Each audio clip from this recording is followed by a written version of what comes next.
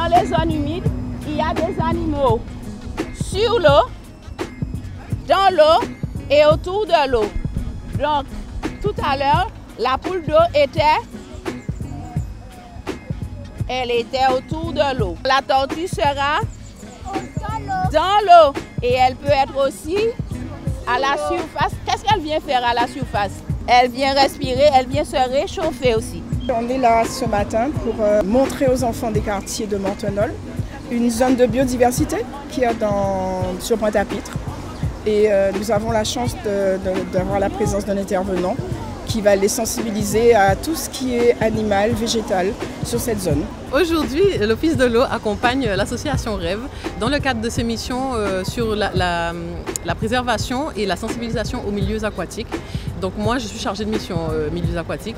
Et donc à cette occasion et à l'occasion des journées des zones humides, l'association Rêve a fait appel à notre collaboration pour justement sensibiliser les enfants sur l'importance des zones humides et surtout celles qui sont à proximité de leur ville.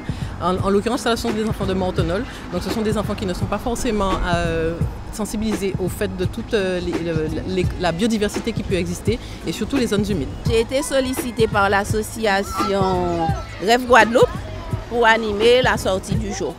Donc c'est en vue de sensibiliser, de permettre aux jeunes, enfin aux enfants de découvrir l'environnement qui est proche en fait parce qu'ils habitent Pointe-à-Pitre et nous sommes quand même sur le territoire de Pointe-à-Pitre.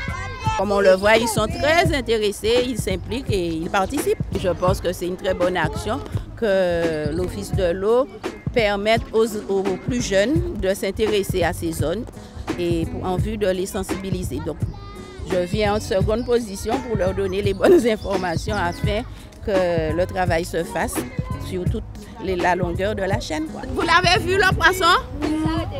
Donc c'est un petit labia. Quand un endroit il y a de l'eau, etc. et qu'il y a une faune spécifique, il ne faut pas avoir peur de cette zone pour dire ah non c'est ça, ça va porter des moustiques.